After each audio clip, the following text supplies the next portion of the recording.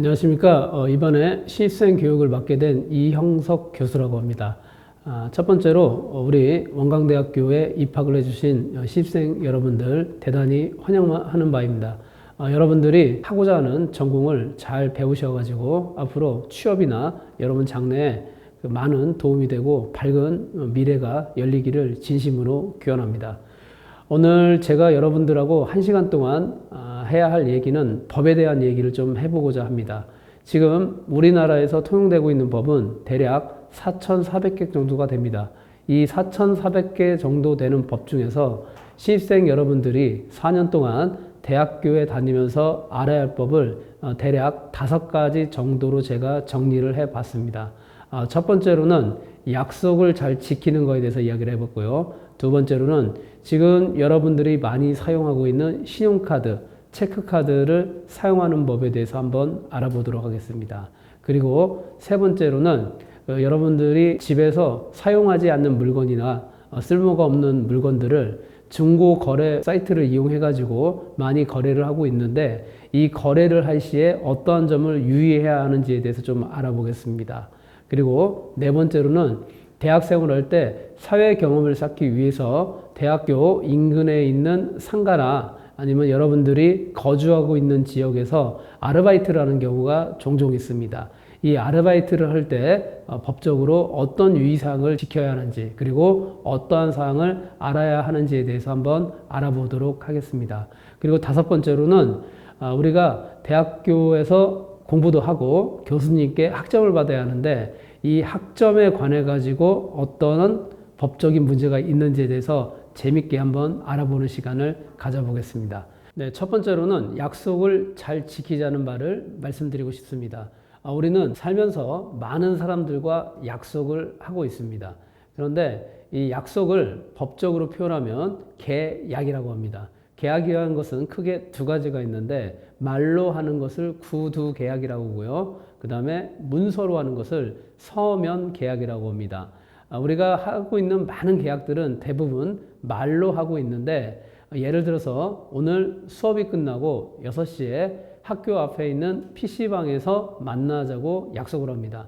그러면 이 약속을 하면 보통 친구들은 세 종류의 친구들로 나눠지게 되는데 첫 번째 친구는 약속 시간보다 먼저 나와서 기다리고 있는 친구, 두 번째 친구는 약속 시간에 정확히 맞춰서 나오는 친구가 있고요. 마지막으로 나오는 친구는 약속 시간보다 10분 내지 심지어는 30분 정도 늦게 나오는 친구가 있는데 늦게 나오는 친구들 같은 경우에는 앞에 부사가 붙습니다. 항상, 언제나, 늘, never, 변함없이 한결같이 늦습니다. 그런데 이렇게 약속을 하고 늦는다고 하면 여러분들 같은 경우에는 그 약속에 늦는 친구들을 이제 보면 첫 번째는 대부분 귀찮거나 아니면 습관적으로 늦게 오는 친구들이 있고 그 다음에 핑계가 일상의 경우가 있습니다. 약속이 좀 늦으면 여러분들이 친구들한테 관용을 베풀거나 용서를 많이 해주는데 나중에 대학교를 졸업하고 사회생활을 하면 약속을 어기는 사례 때문에 민법 제390조에 채무불이행이라는 조항에 걸려가지고 손해배상 청구가 들어간 경우가 있을 수 있습니다.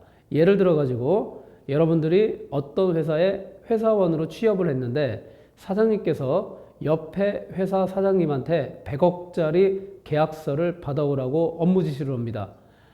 그 업무 지시를 받은 그 사원이 오늘 오전 10시에 사장님을 만나기로 했는데 사원이 늦게 간 겁니다. 늦게 가가지고 계약을 체결하지 못하면 회사에서는 이제 100억짜리 손실을 보게 되는 겁니다. 그러면 그 나한테 업무를 지시한 사장님께서는 나를 상대로 해고뿐만 아니라 지금 제가 방금 말씀드린 민법상 390조 채무불이행에 의해서 손해배상까지 청구가 가능합니다. 그렇기 때문에 대학교를 다니실 때는 아무리 사소한 약속이라도 잘 지키는 습관을 기르시고 사회로 진출을 하셔야 나중에 법적으로 문제가 생기지 않는다는 점 유념해 주시면 감사하겠습니다. 그 다음에 이제 두 번째, 제가 이번 강좌에도 전반적으로 소개할 때 체크카드하고 신용카드 사용법에서 말씀을 드렸는데 지금 우리는 카드 결제를 좀 많이 하고 있습니다. 그리고 우리가 그 학교 주변에 있는 상점에 가가지고 물건을 사거나 식사를 하는 경우에는 체크카드나 신용카드를 통해 가지고 거래를 하고, 만약에 체크카드나 신용카드가 없는 경우에는 여러분들이 가지고 있는 스마트폰 어플을 통해 가지고 계좌 이체를 하는 경우가 있습니다. 그럴 때 계좌 이체를 하게 되면 계좌 이체를 보낸 상점의 사장님의 통장 계좌에는 여러분들의 이름이 적혀 있는 경우가 있는데요.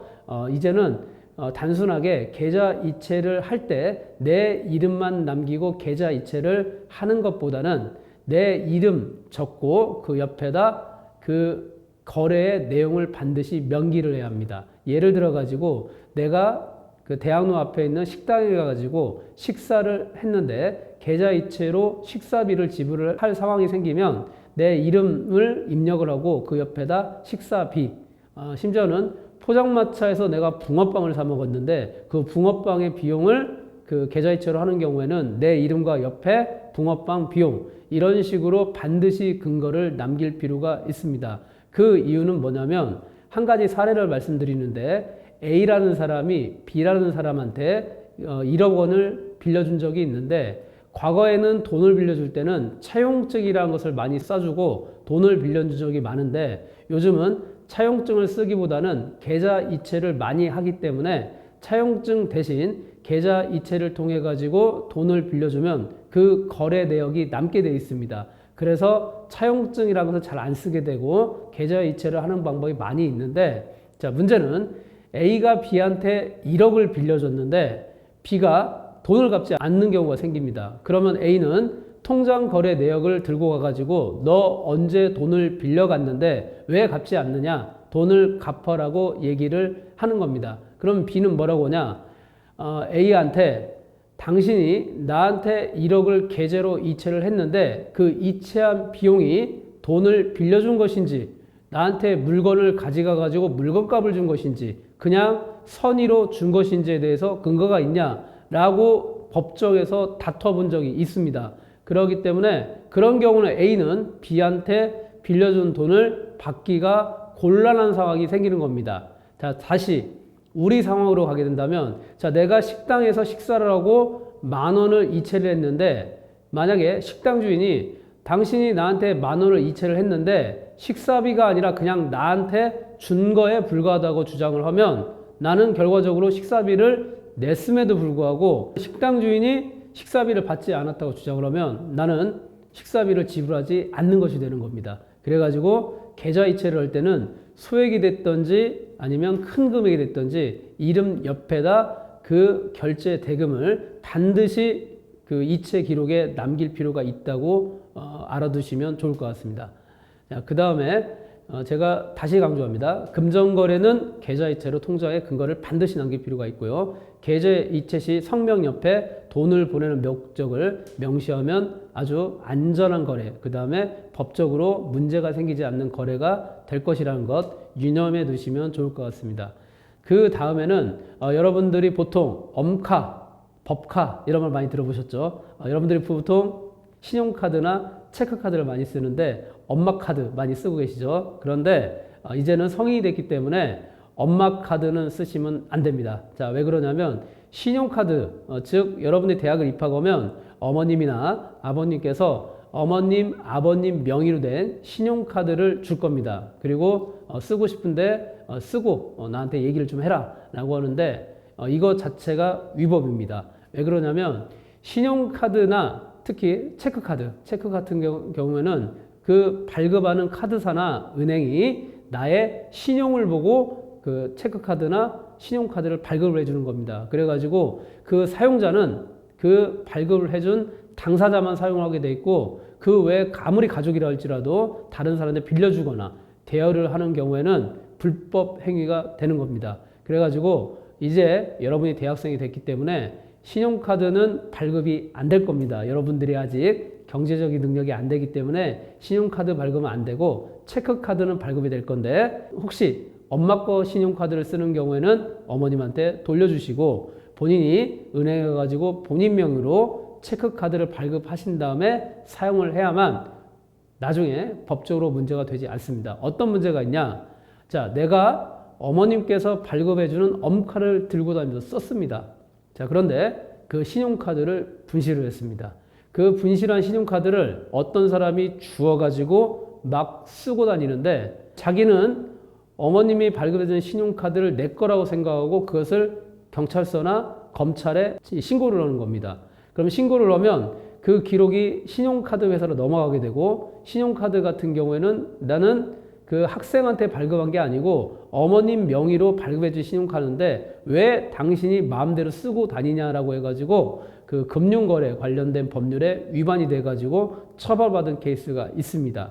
그래서 이제 대학생이 된 이상은 어머님, 아버님 명의로 발급된 신용카드는 돌려주시고 내 이름으로 발급된 체크카드를 은행에서 발급을 받아가지고 사용하시는 게 법적으로 하자가 없다는 것 유념해 두시면 좋을 것 같습니다. 그리고 또 하나, 체크카드하고 신용카드 사용할 때 주의점이 있습니다. 지금 예시가 하나 나오는데, 자, A는 식당에서 5만 원 음식을 먹었다. 식당 주인이 실수로 음식 가격 결제를 10만 원으로 하였고, A는 매출 전표로 확인하지 않고 그냥 갔고, 몇 개월이 지난 후에 이 사실을 알았다라는 건데, 자, 이 경우에는 내가 식당에서 5만 원치의 음식을 먹었습니다. 그런데 식당 주인은 고의가 아니라 실수로 10만 원치의 식사를 한 줄 알고 10만 원으로 대금 결제를 했는데, 보통 저도 그렇습니다. 우리가 식당이나 상점에 가가지고 결제를 하면 카드를 주고 돈이 얼마 나왔는지는 잘 신경을 안 쓰고 매출 전표를 준다고 하면 그 매출 전표 필요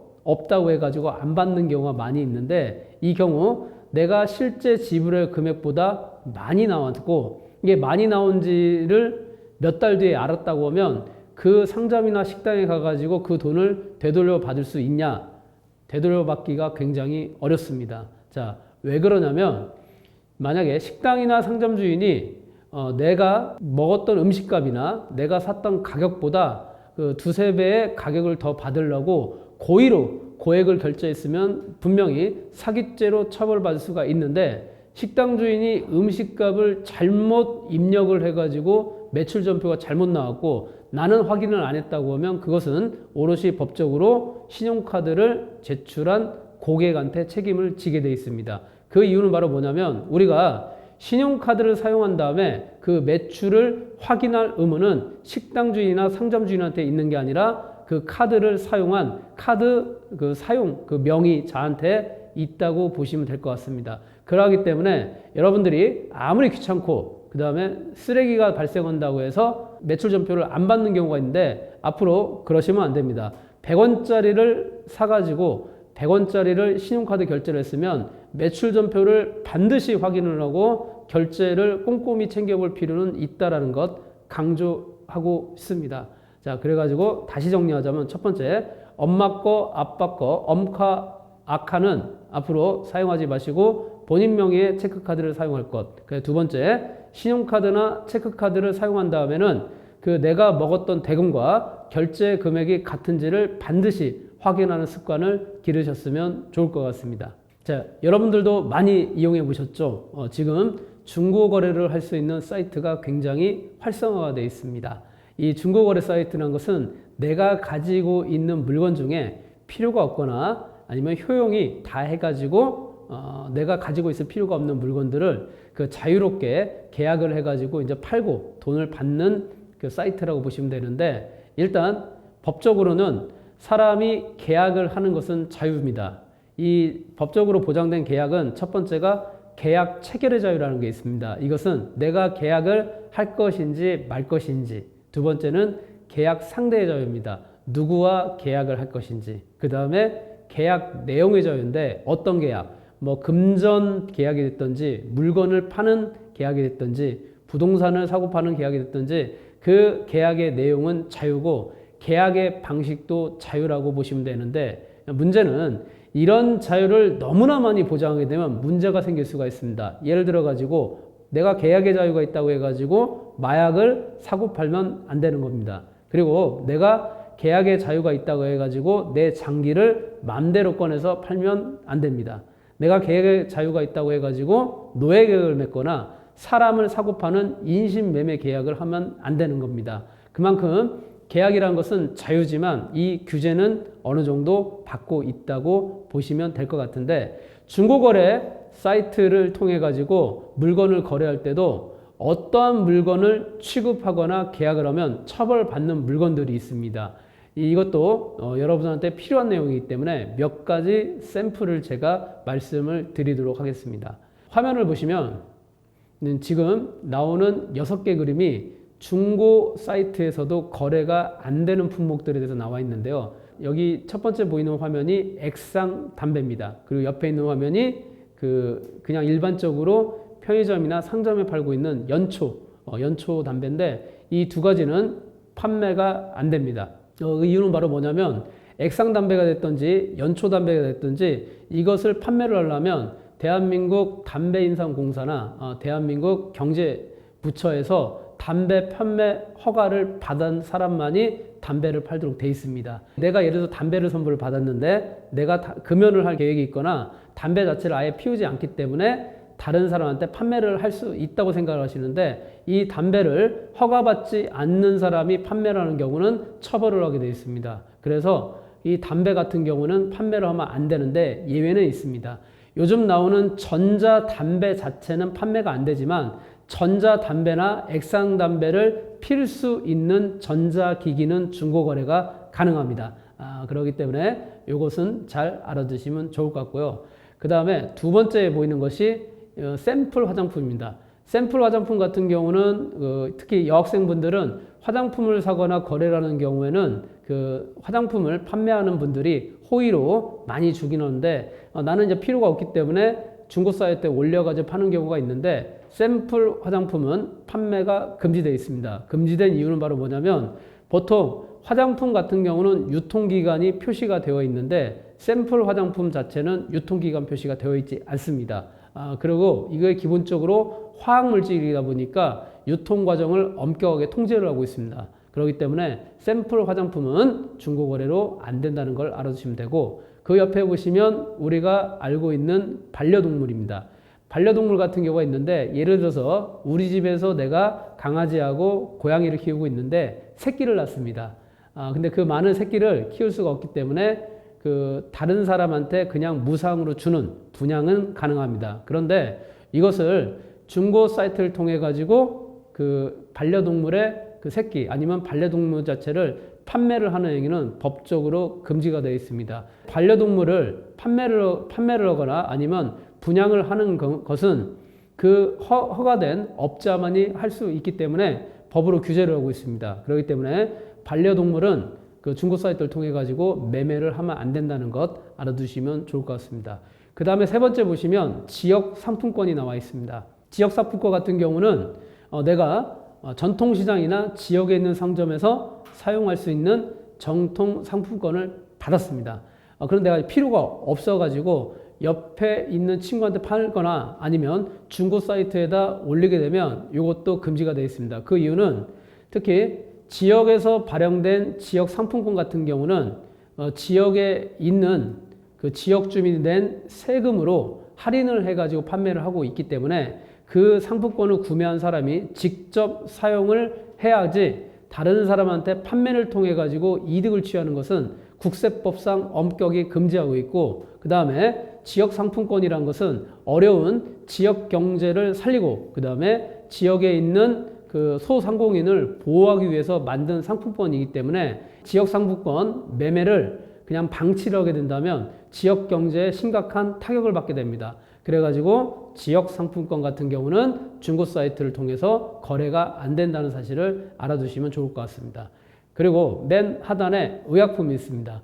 의약품 같은 경우도 중고 사이트에서 거래를 하면 안 됩니다. 원래 의약품의 판매를 할 수 있는 자격을 가진 자가 있습니다. 그걸 누구냐? 약사라고 합니다. 의약품이란 것은 약사 외에는 판매가 금지되어 있습니다. 그렇기 때문에 내가 먹지 않는 의약품 아니면 외국 갔다 온 친구가 선물한 의약품들은 본인이 사용하고 써야지 필요 없다고 해가지고 중고 사이트에 올려가지고 판매를 하면 처벌받는다는 것을 잘 알아두시면 좋을 것 같습니다. 그 다음에 마지막으로 해외에서 직구한 물건 이런 것들은 면세고 구매자만 사용 가능하다고 적어놨는데, 예를 들어서 내가 필요한 옷이 있는데 국내에서 팔지를 않습니다. 그래서 해외 사이트를 통해 가지고 옷을 한 벌 사가지고 입었는데 좀 있다 보니까 옷이 필요가 없습니다. 그래가지고 중고 사이트에 올리는 경우가 있는데 이것도 금지가 됐다는 걸 알아두시면 좋을 것 같습니다. 자, 그 이유는 뭐냐면 외국에서 우리나라로 들어오는 물건들은 세금이 붙습니다. 그것을 관세라고 하는 건데 외국에서 들어온 물건 중에서 그 물품 대금이 소액이거나 아니면 내가 직접 사용하거나 입는 옷이나 물건 같은 경우는 관세 자체가 면제가 됩니다. 대신 그 물건을 그 구매자가 직접 1년 이상 사용을 하는 경우만 면제가 되는 거고 직구를 한 후에 바로 되팔거나 아니면 사용한 지 1년이 안 되는 물건들을 중고 사이트를 통해서 거래를 하면 관세법 위반 혐의로 처벌을 받게 되기 때문에 여러분들이 직구를 해가지고 산 물건들은 바로 되팔면 안 되고요. 되팔고 싶으면 1년이 지난 다음에 되팔아야만 관세가 면제가 되고 관세법에 위반이 되지 않는다는 것을 알아두시면 좋을 것 같습니다.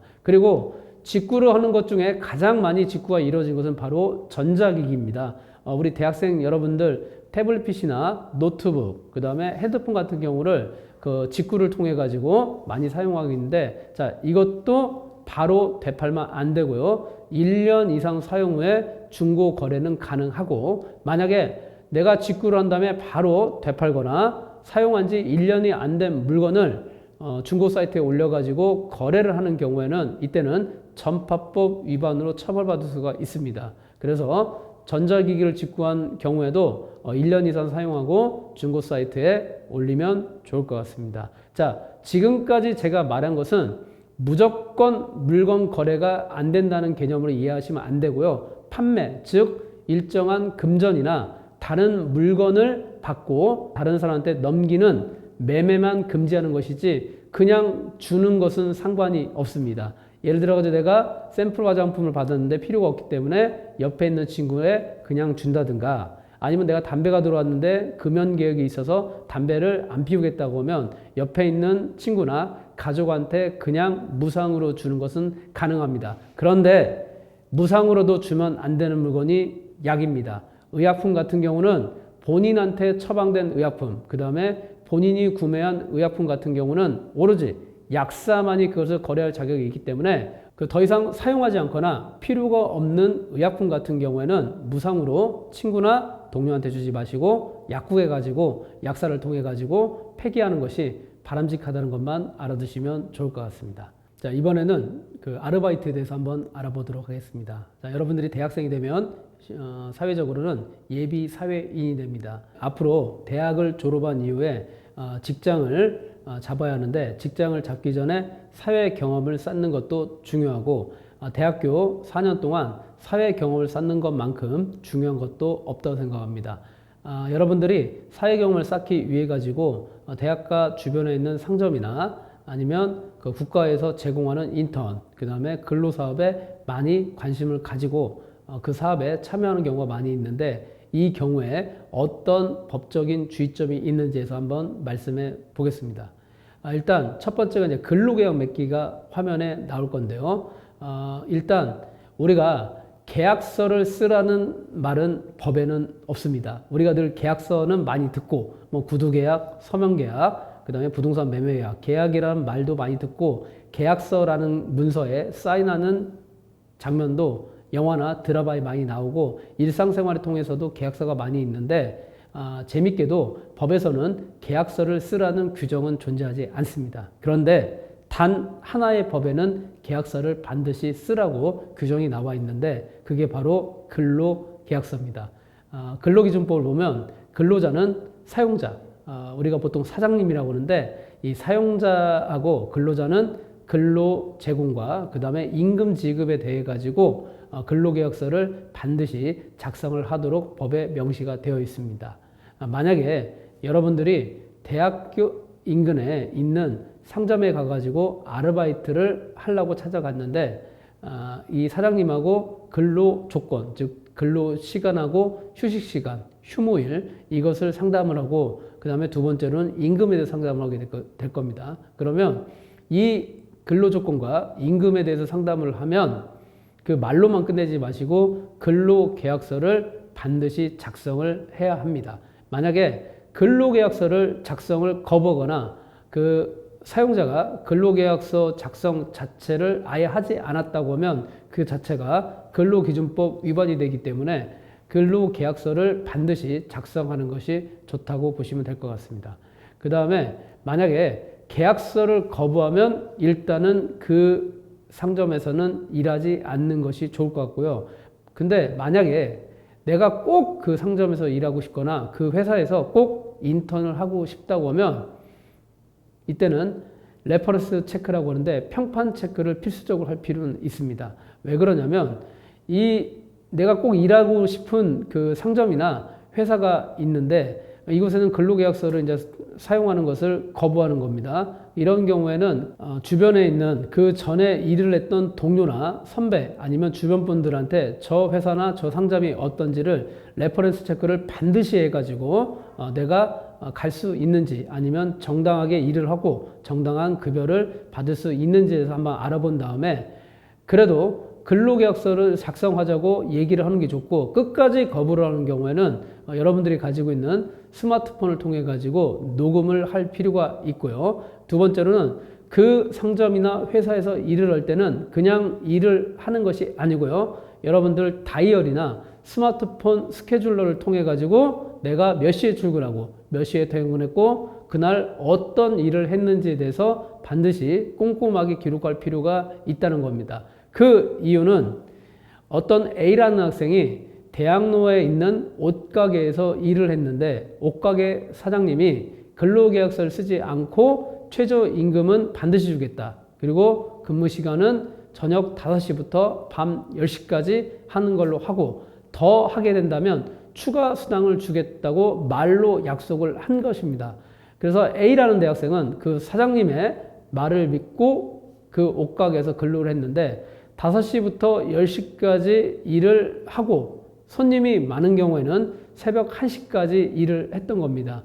그리고 한 달 뒤에 임금을 이제 정산할 때 사장님께서는 5시부터 10시까지 근무한 최저 임금을 지급을 했는데 본인이 한 달 동안 대략 초과로 근무를 80시간 이상 했는데 초과로 일한 금액을 80시간치를 다 주지 않고 50시간만 주게 된 사안이 있었습니다.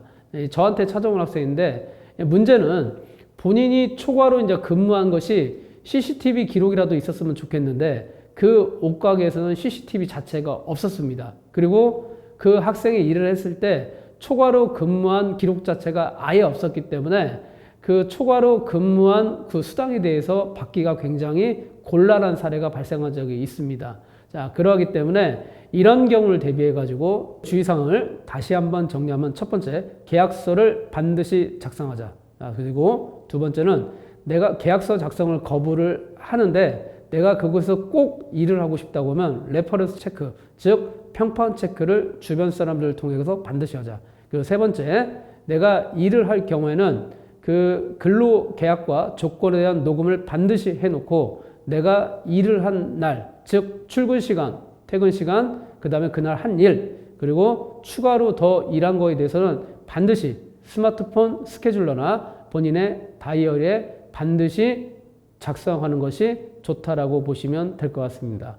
그리고 추가적으로 말씀하면 내가 사장님하고 대화를 하고 있는데 사장님한테 대놓고 녹음하자고 하면 사장님들이 싫어할 겁니다. 그런데 그것까지는 걱정하지 않으셔도 됩니다. 개인적으로 대화를 하는 것, 즉 대화를 하고 있는 당사자들끼리는 녹음을 하겠다는 공지를 하지 않고 녹음을 하는 것은 법적으로 문제가 되지 않는 행위이기 때문에 굳이 녹음을 하겠다고 말을 하지 않고도 녹음하는 것은 위법 행위가 아니라고 보시면 되는데 이 녹음한 파일을 다른 사람한테 들려주는 것은 안 됩니다. 그 정도만 하시고 녹음을 해 놓으시면 나중에 법적으로 문제가 생겼을 때 대응할 수 있는 좋은 증거가 될 수 있기 때문에 녹음하고 기록하는 것은 반드시 잊지 말아주시기 바랍니다. 자, 그 다음에 중요한 겁니다. 돈이죠. 2023년 최저임금은 9,620원입니다. 자, 근데 이건 어디까지나 최저임금이지 최고임금은 아니라는 사실을 알아두시면 좋을 것 같습니다. 그렇기 때문에 이 근로계약을 할 때는 반드시 최저임금을 준수했는지 안 했는지를 반드시 보시면 될 것 같고, 그 다음에 여러분들이 일을 하면 제일 중요한 게 바로 임금입니다. 자, 임금이라는 것은 근로자가 근로의 대가를 받는 일체의 금품이라고 써 있는데, 정확히 표현하는 금품은 금, 돈과 품, 물건인데, 우리나라 법을 보면 금품이 아니라 금전으로 되어 있습니다. 즉 내가 일한 대가는 돈으로만 받게 되어 있습니다. 그리고 그 돈은 한 달에 한 번씩 받게 되어 있는데, 자, 무조건 한 달에 한 번만 주게 아니라 매월 1회 이상, 즉 일주일에 한 번씩 주는 주급도 가능하고요, 보름에 한 번씩 주는 보름급도 가능하고, 한 달에 한 번 주는 월급도 가능하다고 보는데, 예를 들어서 여러분들이 대학로 식당에서 한 달 동안 알바를 했는데 사장님께서 반절은 돈으로 주고 반절은 자기 식당에서 식사를 할 수 있는 쿠폰으로 지급을 했다. 이거 자체가 근로기준법 위반입니다. 내가 정당한 노무를 제공하고 받는 대가는 반드시 화폐, 금전으로 받게 법적으로 되어 있기 때문에 여러분들이 일을 한 다음에는 반드시 월 1회 이상 금전으로 임금을 받으면 좋을 것 같습니다. 자, 그 다음에 오늘 마지막입니다. 지금 화면에 보시면 유아인 씨가 나온 명장면이 하나 있죠. 그 어이가 없네라는 명장면인데, 어이가 없네라는 말은 여러분들도 잘 아시다시피 맷돌을 돌리는 작은 막대기죠. 어이라고 하기도 하고 어처구니라고 하는데, 그 별것도 아닌 사소한 막대기 하나가 없으면 해야 할 일을 못 하겠죠. 그렇기 때문에 사소한 거 하나 때문에 해야 할 일을 못하는 것, 이걸 바로 어이가 없네, 어처구니가 없네, 그렇게 표현하는데, 이 대학생들한테는 어이가 없네가 아니라 A가 없네라는 그 재밌는 말이 있는데, 별것도 아닌 사소한 알파벳 하나가 없어가지고 방학 동안 내내 기분이 나쁜 상황을 A가 없네라고 표현을 하긴 합니다. 요즘 MZ세대들은요. 자, 그런데 제가 학생들한테 법조 상담을 할 때는 이런 케이스를 받아본 적이 있는데, 이 교수님들이 중간고사, 기말고사를 통해 가지고 학점을 부여하게 됩니다. 여러분 보실 때 학점이란 것이 굉장히 중요합니다. 왜냐하면 어떤 시험이 됐든지 시험은 잘 보고 볼리는데, 여러분들이 지난 겨울에 봤던 대학 수학능력 시험 점수는 앞으로 인생을 살면서 쓸 일이 없습니다. 그런데 대학교에서 교수님들께서 주시는 학점 같은 경우는 여러분들이 직장을 취업을 하거나 아니면 세월이 지나서 나이가 들어도 대학교 성적 증명서를 갖고 라는 경우가 굉장히 많이 있습니다. 그렇기 때문에 대학교에서는 중간고사, 기말고사 신경을 좀 쓰시고 좋은 학점을 받을 수 있도록 노력하는 자세가 굉장히 중요한데, 어떤 경우가 있었냐? 어떤 학생이 저는 교수님 수업에 출석 한 번도 안 빠지고 레포트 다 제출했고 시험도 자기가 생각했을 때 굉장히 다른 학생에 비해서 잘 봤는데 C를 줬다는 겁니다. 그래서 교수님께 성적을 고쳐달라고 찾아갔는데 교수님께서 내 주관적 생각으로는 자네가 A가 아니라 C를 줄 수밖에 없고 내 수업에는 A 학점을 한 명도 준 적이 없다라고 당당히 말씀했다는 겁니다. 그래서 학생이 너무 억울해가지고 요거 법적으로 싸울 수 있냐 없냐를 한번 물어봤습니다. 그래서 제가 뭐라고 했냐, 유감스럽게도 교수가 부여한 학점을 법원에 소송을 통해 가지고 고친 사례는 한 번도 없다라고 말씀드렸는데, 이게 어떤 사건이냐면 어떤 국립대학교에서 그 교수가 학생한테 D의 학점을 준 겁니다. 근데 그 학생은 제가 상담했던 학생과 마찬가지로 출석도 한 번도 안 빠지고 레포트도 제대로 됐고 팀 발표도 잘했다고 보고 시험도 거의 맞았다고 생각하는데, 교수가 봤을 때는 학점을 잘 줄 수가 없다고 판단한 겁니다. 그래서 이 학점을 고쳐달라고 학교에다 소청도 해보고 그 다음에 법원에다 소송도 제기해가지고 무려 소송을 대법원까지 가가지고 소송을 했는데, 이때 대법원 결정이 바로 뭐냐면 학점 부여는 교수의 재량 영역이고 그 다음에 채점을 하는 것도 교수의 주관적인 채점 기준에 의해 가지고 채점을 주기 때문에 소송 자체의 대상이 되지 않는다고 봐가지고 교수님이 부여한 학점 자체는 법적으로 해결할 수 있는 방법이 없다는 것을 알아두시면 될 것 같습니다. 자, 그럼 어떻게 해야 하냐? 대학생활을 할 때는 3명하고 싸우면 안 됩니다. 첫 번째는 교수님과 싸우지 마십시오. 두 번째는 조교님하고 싸우시면 안 되고, 세 번째는 동료들과 선배들하고 싸우면 안 됩니다. 자, 왜 그러냐? 교수님들하고 싸우게 된다면 내 평생 따라다닐 학점에 지장을 받을 수가 있고, 또한 내 취업이나 진로 지도에 불이익도 받을 수 있기 때문에 교수님하고는 나쁘게 지낼 필요가 없습니다. 자, 그런데 교수님하고 나쁘게 지내도 되지만 조교님하고는 나쁘게 지내면 또 안 됩니다. 왜 그러냐면 학교에 있는 조교님 같은 경우는 우리의 학사 행정을 도와주는 보조자이자 우리한테는 굉장히 중요한 조력자입니다. 그렇기 때문에 기분이 안 좋거나 얹혔다고 해가지고 조교님하고 갈등이 있으면 내가 대학 생활에 있어가지고 학사 행정상의 불편함을 많이 초래할 수 있기 때문에요. 조교님하고 싸우시면 안 됩니다. 자, 그런데 교수님하고 조교님하고 싸울 수 있습니다. 그런데 누구랑 싸우면 안 되냐? 동료들과 선배들하고 싸우지 마십시오. 왜 그러냐? 교수님하고 조교님 같은 경우는 내가 졸업하고 학교를 떠나게 된다고 하면 내가 다시 찾지 않는 한 뵙기가 어려운 분들입니다. 그런데 내가 대학교에서 맺어진 인연인 동료와 선배들 같은 경우는 내가 나중에 사회생활을 하거나 나중에 사회생활을 하면서 애경사가 발생을 하면 반드시 마주치고 같이 협력하고 같이 가야 할 동료들입니다. 그렇기 때문에 아무리 기분이 안 좋고 갈등 관계가 있다 하더라도 절대 다투지 마시고 원만하게 대학생활 하시기 바랍니다. 제가 그냥 법학을 했습니다. 법학을 공부한 사람으로서 여러분들한테 마지막으로 드리고 싶은 말이 있습니다. 우리 인간 사회는 갈등으로 이루어진 사회라고 보시면 될 것 같습니다. 우리가 어렸을 때는 부모님과의 갈등, 자라나면서는 형제 자매 간의 갈등, 그 다음에 학교 다니면 친구들과의 갈등, 그리고 사회에 나가게 되면 직장 동료나 상사의 갈등, 그리고 여러분들이 더 성장하면 결혼을 하게 될 겁니다. 결혼을 하게 되면 부부와의 갈등, 이런 갈등으로 이루어지고 이 갈등을 하나씩 해결해 나가는 것이 인간 사회의 대부분을 차지한다고 보시면 될 것 같습니다. 그런데 이 갈등이 발생하면 어떤 사람들은 말로 해결하고 그 다음에 논리적으로 해결하고 최대한 상대방의 입장을 헤아려 가면서 좋은 결론을 맺으려고 노력하는 사람들이 있는가 하면 어떤 사람들은 갈등이 발생을 하게 된다고 하면 무조건 법정에 가가지고 그 갈등을 해결하려는 사람들이 있습니다. 그런데 법정에 가가지고 해결해야 할 갈등이 있습니다. 그럼 어떤 갈등이냐? 범죄에 당하는 경우에는 국가가 나서가지고 그 갈등을 해결해 주는데 내가 상대방하고 거래를 한다든가 아니면 취업을 한다든가 부부 사이에 갈등이 있는 경우에 법정으로 가서 해결을 하게 된다면 그 상대방과는 두 번 다시 만나지 않겠다는 시그널을 보내는 겁니다. 사람이 화가 나고 억울하고 답답할 때는 상대방을 향해 가지고 막 나가는 경우가 있습니다. 막 나간다는 것은 욕도 할 수도 있고 멱살도 잡을 수 있고 큰 소리도 언쟁도 할 수 있는데 멱살 잡고 언쟁을 하더라도 나중에 다시 만나 가지고 차 한 잔 마실 수 있는 여지는 반드시 남겨놓는 것이 인간 사회의 지혜라고 저는 배웠습니다. 그래가지고 여러분들 앞으로 인간 사회에서 갈등이 생기면 어떻게 해야 하냐? 첫 번째, 말로 하십시오. 그래도 해결이 안 된다. 그래도 말로 하십시오. 그래도 해결이 안 된다. 그래도 말로 하셔야 합니다.